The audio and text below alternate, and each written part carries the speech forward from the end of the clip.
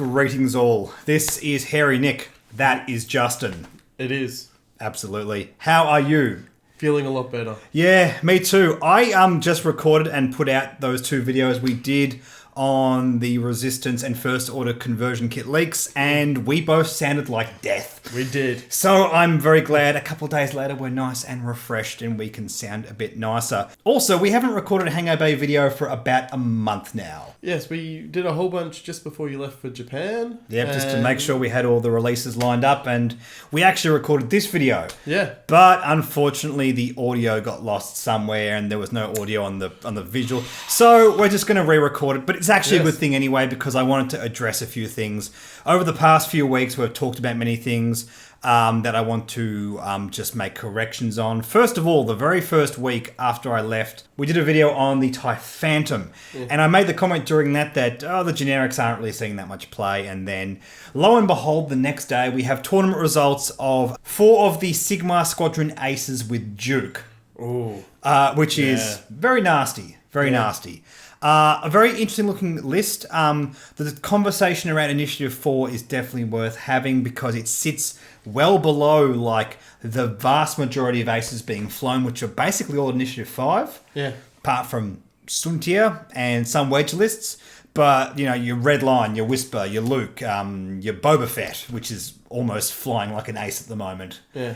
That's definitely what we're talking about. We also had a video on the ARC 170, and that was recorded before we had the ARC 170 revealed on the Republic. Yeah, I feel a bit annoyed about that. Yeah, I feel a bit annoyed. I feel like FFG knew what was going on there. Yeah. But that's okay. I made the comment during that that the ARC 170 on the Rebellion is really more for Jankyard lists, where I suspect on the Republic it's going to be more about formation flying. I was right because I am a genius. You heard it here first.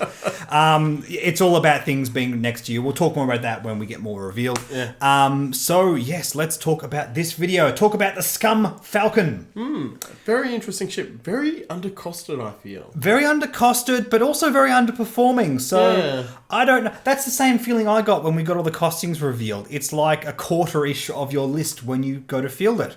Yeah. But it's not seeing much play.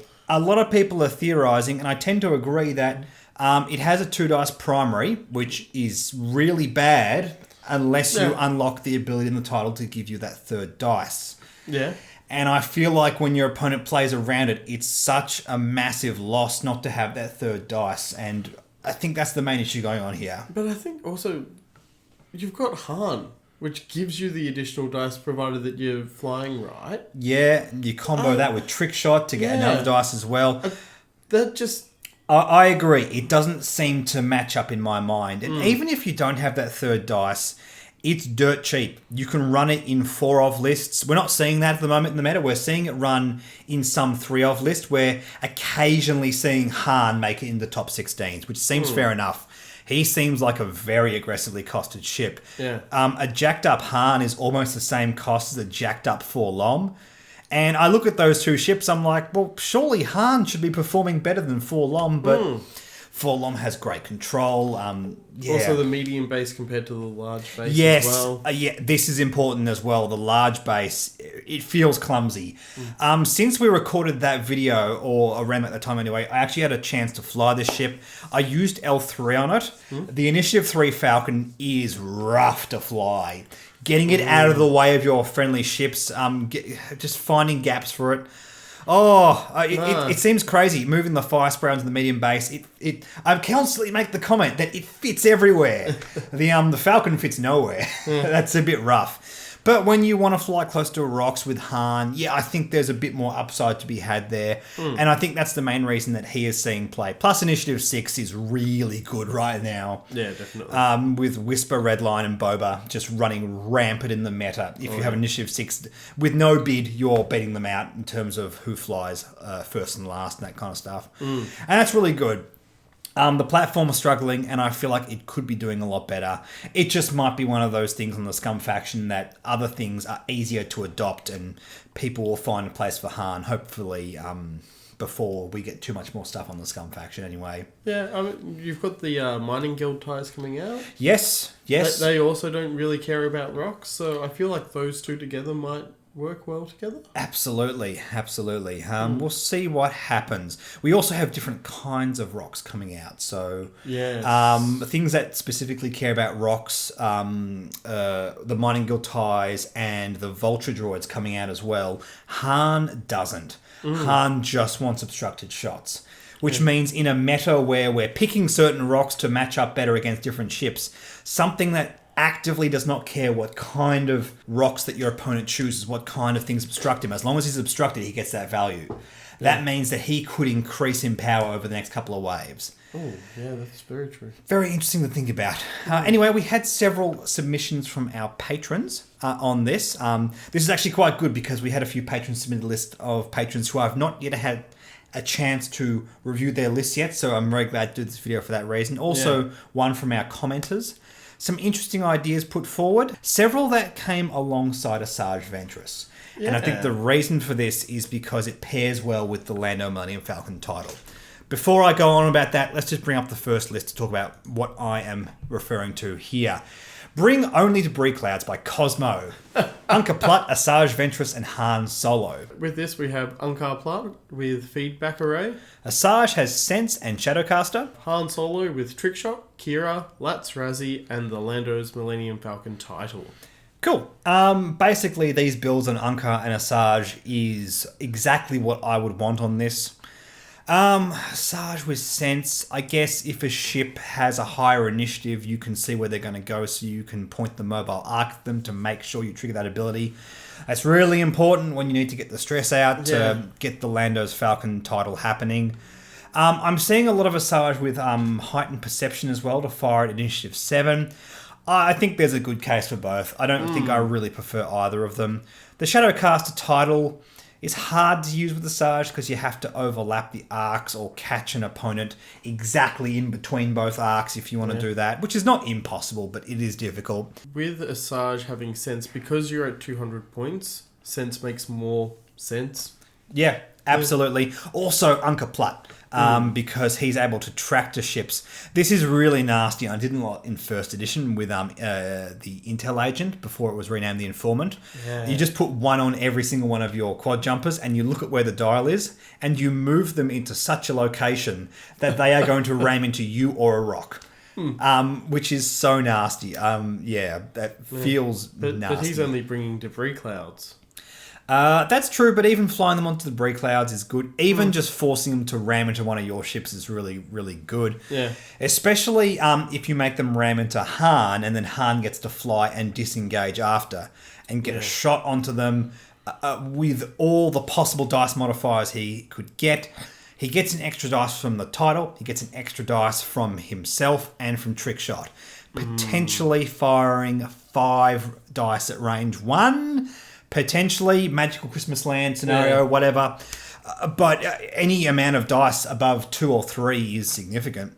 Just 4 is fantastic. Yeah. The interaction with Kira is interesting. The last rules reference document seems to indicate that Han's ability does work with Kira. Yeah. But I'm still seeing contradictions in how people are interpreting that. But let's say for argument's sake that it does work. You're still losing actions because you have to physically lock a rock. That's okay if you're a certain distance away. Yeah. It's good. I don't love Kira alongside Han. Lats Razzie feels really, really good here. I have absolutely no complaints. Obviously, you could put Lats just straight into Asajj, which is arguably just a bit better and a bit more consistent. We know Lats is amazing with Asajj. I mean, Asajj's ability isn't as good. You can remove green tokens to get around it. But Asajj's ability was already super efficient anyway, so giving that clause is not so bad. I still think there's a conversation here to put Lats on Asajj and just keep everything internally consistent. That tends to be what Scum likes these days. Yeah. Just your standard down the line lone wolf builds. So if Lats Razzie is on Asajj, it then means that if Han Solo gets blown up, absolutely, you've still got that ability. It just feels a bit tighter. Also, if Asajj gets blown up here, then Lats Razzie is far less likely to work anyway. Yeah. So what are you really losing there, I think is the question. It's about more defense. I think Asajj Ventress in general is the ship you want to keep alive for longer. Yeah. I love the fact that this has so much health. There is 26 points of health on the board huge, here. Isn't it? Yeah, and look, Unkar Plutt and Asajj are just both solid. You've got a bit of synergy here, which can be broken, but it's not so reliant. I think you just move Lats onto Asajj. You rely less on synergy. You have stronger internal builds. Yeah. And it just seems really, really straightforward down the line. Good. It may not be as efficient as your Paylob, your Boba, and your Forlong, but whatever. These things seem to fire on all cylinders. Yeah. Asajj, again, just like Han Solo, seems to be one of those things which people are playing around with, trying to get work. I think Asajj is still fantastic.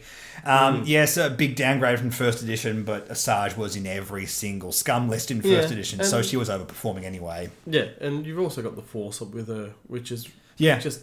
more upside, more strength in her internal build. That's really good. Let's move on to our next list. This is Tractor Town 2 by Icelom. Sorry, I missed your Tractor Town 1. It must be on the Discord somewhere. Yeah. That's all good. We have Lando, Asajj, and a Jakku Gunrunner. So the same ships again. Yeah. Lando has 000, L337, BT1, and the Lando's Millennium Falcon title. Asajj has Heightened Perception, Zuckuss, and Shadowcaster. And we also have a Jakku Gunrunner with Informant and Cloaking Device. Just as a bit of advice, I just dropped Cloaking Device. I don't think there's enough upside, especially on such a cheap ship. Honestly, I look at Cloaking Device and go, what's it going to do? You can cloak your quad jumper and then go around tractoring people without being able to be shot back. Is that really such a bad thing, though, being shot? I mean, I talk about this with people constantly, like, oh, but this ship gets blown up. But I always respond, but that's your cheapest ship on your list. Yeah. If your opponent is focus firing that, then you're already winning. Yeah. If somebody tries to kill your Jakku Gunrunner, you are already winning in this list because Asajj and Lando cost so much more. Yeah. I mean, Lando's still a great rate for what you get, but yeah. So 000, BT1 together. Yeah, that's good fun. That's good fun. I really did struggle when I tried 000 and the Falcon title on the Falcon because when you don't get into range 1, you feel so bad because everything doesn't work, which leads to salty feels. But you've got Asajj as well to give you extra insurance to back that strategy up. Yeah, with Heightened Perception as well, going up to Initiative 7. It's nice. Just on the shot, yeah. That's good with Shadowcaster because you can then tractor them before they have a chance to shoot you. Zuckuss to get a little bit more value out of your shots means it's less likely that your opponent's going to evade. And then you can position the shot perfectly so your opponent's stress ship will definitely get hit by Lando. Hopefully get into range 1, you get a better shot. Blah, blah, blah. Value to be had. Definitely. I always like the 1-2 punch with Asajj in first edition. Now, in second edition, you have to have your opponent in both the front arc and the mobile arc to make that work. It's not impossible. And in the environment of second edition, I think that's absolutely fair. You could just keep it overlapped on the front the entire time, and that's not going to be a terrible thing. Yeah. That's what this build's trying to do anyway. I feel like with Heightened Perception, Zuckuss, that's more what you're thinking about. You could think about just switching those out for Sense, going for a bigger bid. That's all fine too. It's not too dissimilar from the last thing. And going with Lando, you have initiative matched with Asajj. That's cool. Lando gets more rerolls. I would like Lando to be able to get more dice in general, but nothing really does that. So, we are going to be talking about a different way to go about this later on, where you can have a bit more. You can get more value out of those rerolls, yeah, for sure. In fact, we'll talk about that a bit later. Well, I won't mention that now. L3 is just a great card always. You don't really need to go for a synergistic build with her. You could go for something that actually does benefit more from those rerolls. And yeah, I feel like the one thing I look at here that goes 000, I feel like we have to put it in because we need more consistency with that stress. Yeah. It just feels so bad when it doesn't work. Initiative 4 with a big base, you're not guaranteed to get into position as much as you like. Yeah. But yeah, I just keep it in because you kind of need to have a bit more consistency. I really do want to try those, the 000 and BT1. They look interesting. Yeah, you can even do it on the Empire as well. Yeah. I really like 000 and Vader on Reapers. That is something that is actually seeing meta play right now. Yeah. Because TIE Reapers already want to get into range 1. They can do it more effectively. They can jam as well. There is so much value to be had out of 000 on a TIE Reaper. But that's Empire. They're more efficient than Scum anyway. That's the kind of thing we come to expect. Yeah. Let's keep on moving along with Han Asajj by Bartimus. 196. This time we have Han Solo and Asajj again, and this time alongside the escape craft with Lando. So with Han Solo, we have Trickshot, 000, L337, BT1, Rigged Cargo Chute, and Lando's Millennium Falcon title. Asajj has Heightened Perception, Zuckuss, and Shadowcaster again. And we have a Naked Lando. Which is exactly how I would like to fly him as well. Yeah. You can stack points on this thing, but it's so dirt cheap for what it does. Maybe Tactical Officer? Yeah, you can get TAC Officer on there if you really wanted to. You can save points elsewhere. TAC Officer to make that red coordinate white. But the thing is, it can just do one forwards and stay in the back. Yeah. And that's the way I've seen it being flown. And to get coordinate on the board for that cheap and still have another 2 red dice attack on the table, yeah, whatever. You can put it into Han if you really want to. If you do that, it means that Han Solo can stress himself. That does work quite nicely with Han's ability because more dice and just re-rolls and yeah, you're going to see blank results the more dice you see. So you could do that, or you could just keep him out and use that coordinate. I see more often than not people just starting with him on the table and just flying him behind and coordinating. Okay. Coordinating is so powerful. I mean, the fact of the matter is you can just forego all that synergy just to have extra actions. Yeah. It's seriously powerful. But having said that, yes, you get to combine those abilities and then you get extra shield tokens on Han. Experiment is my answer to that. See what you prefer. Not only that, like, if you want, you can have him in there for a little while and then just pop him out. Yeah, when you need him, and that way he's not in a bad position. He can coordinate from a better spot if you want to do that. Yeah. I like this entire list. I think it's just really streamlined and solid. I don't think the fact that Asajj is not initiative matched with Han is a big deal. No. And if you must buy big ships, fly 2 of them. Yeah. Well, if you're gonna have that issue, just have 2 and be done with it. Look, I used to fly Asajj alongside Boba Fett. I made it work in first edition, so you can too. Indeed. Yeah, I like it. I think everything here is high enough value that it's going to work consistently. I was talking before about, the Scum lists are just riddled with Paylob, Forlom, and Boba right now. That's because they balance out really well. It wouldn't balance out with these because you need the really cheap guy alongside Han and Asajj. That's what I like about this. It's a completely different option for Scum because you could switch out Han for Forlom, but this is a really jacked up Han, and I feel like Forlom wouldn't be performing well at this point's cost. I really like Han. I think having Han is higher value than having Lando initiative match with Asajj. Yeah. I just think that's how it is. I think Han is what we're talking about in terms of serious meta play. And if it's going to crack into the meta, this is something that we're going to seriously look at. Maybe it's alongside Boba or something that just is being more consistent at the moment. But I like Asajj too much. I want to see that work. Let's move on to one last list. And this was from our YouTube commenter. This one was by Jeff Killian. And I wanted to bring this up because I don't think this is firing on all cylinders, but I think it brings up an interesting conversation. Jeff, you mentioned in your comment that you did this in order to try and eke out as much value out of that autopilot drone as possible, which is fair enough. You have the autopilot drone alongside Lando and the Falcon and IG-88C. Yeah, the autopilot drone has Crackshot, IG-88D, and Afterburners. Lando has Marksmanship, Ion Missiles, L337, Novice Technician, Dengar, Rigged Cargo Chute, Ablative Plating, and the title. And IG-88C has Daredevil Trajectory Simulator, Heavy Laser Cannon, Ion Cannon, Seismic Charges, and Contraband Cybernetics. Now, one thing we must say before we start, there is an illegal inclusion in this list. Daredevil is small ship only.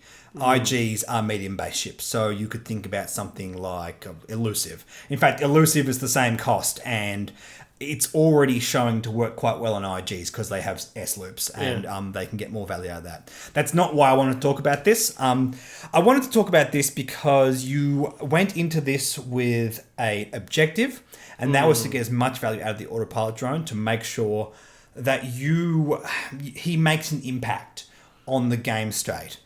And autopilot drone, alongside things like Wampa, there's that dude on the First Order that goes to Initiative 7 and then to Initiative 0. He falls in the same category. Yeah. Yeah. Which is, don't put anything on him and he'll perform good for his points cost. Yeah. If you want to put anything, maybe put a 1 point thing on it. Yeah, like crack shot's fine. Yeah. That's the kind of thing. But I don't mind crack shot at all on him. I find it interesting.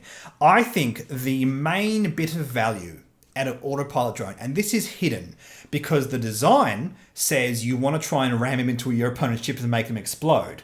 That's what FFG put in their article. That's the spice that's on this card. I'm telling you, as someone who's played this game for 2.5 years, it's not going to happen. Yeah. Because that dial is bad. It's really, really... Now, here's the thing. He cost 12 points. He's dirt cheap. Yeah. It's another ship on the board. The value in this is one more 2 red dice attack. Yeah. Not that explosion.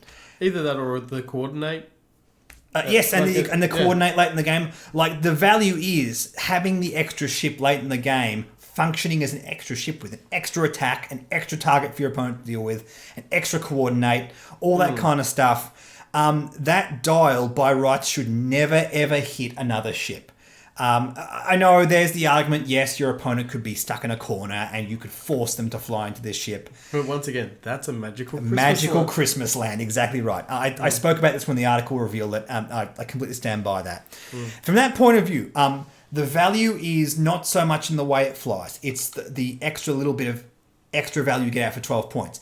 And that's why you should not invest extra points in it. Yeah. What's happened here is you've basically doubled the points. In fact, you've over doubled it. It was 12 points, you made it 25 points. It's a lot. And IG88D, yes, I can see what you've done here. With afterburners, you can boost and get that extra evade token. Token stacking is all good. It's an evade token on a ship that's not worth that much, not that important. No. Afterburners also only works on 3 to 5 speeds, so you're locking out potential maneuvers you could be doing. What this is a lesson in opportunity loss. You've pushed for something so hard and you've kind of lost sight of a few other things that you could be doing with this list. Because of the amount of points you've stacked in the autopilot drone, you can't really afford to field another ship, and you've filled out most of your points by just stacking points elsewhere in the list. By the way, also you forgot to put the IG title on, so this would actually be 192 points if you put that on, even though that's an 8-point bid. Marksmanship, ion missiles, novice technician, Dengar, trajectory simulator, blade of plating. Even the ion cannon I look at go, blade of plating, These are things which I don't think seriously perform consistently enough to do. And what I want to point out, Jeff, is just as a bit of a thought experiment, focus on the things that are doing quite well here. Focus on the fact that you can have an autopilot drone just as a little 12-point ship, and that's a good thing. Try not to overcomplicate things. Just reel everything back. I like that the IG is initiative match with Lando. That's cool. That's clever. I think there's some real value to be had there. I don't like the fact that IG88D is on the drone. Put it on Lando instead, because he's going to survive. He's going to get more and more value out of that card as the game goes on. I want to table this for you. I want to just put this in front of you to show you what I mean. This is basically your mission statement, but I've taken off all the extra stuff on the autopilot drone. I've taken the fluff off the IG and Lando, changed IGC to IGA because that already has way more value in this list. And I put in another entire ship. Something that is performing quite well in the meta right now, Forlom. Now, I know, yes, you haven't put any extra cards on Forlom here. I feel like Forlom with no cards is better than all those upgrades you had. Yeah, and even if you want to, you can take off the Falcon title. Yes, we were talking about this before. We can take off Falcon title and L3 and then change the autopilot drone to L337. Now, if you want to use the autopilot drone, this is the kind of thing you'd stick with. But what we have here is a thing that you're going to get all that value out of the autopilot drone. For that 12 points, you're getting an extra ship, which can help you into the late game. You have 3 other ships, which can get you into the late game. Yeah. So autopilot drone is actually more valuable from that point of view. I know it doesn't look like it. You're focusing less on pushing the ability of that pilot. But try and get yourself into late games where autopilot drone can actually have a bit more of an impact on the board. Yeah. And I think this is just a better way to approach that. Like if you're versing a TIE Swarm, you want to be late game.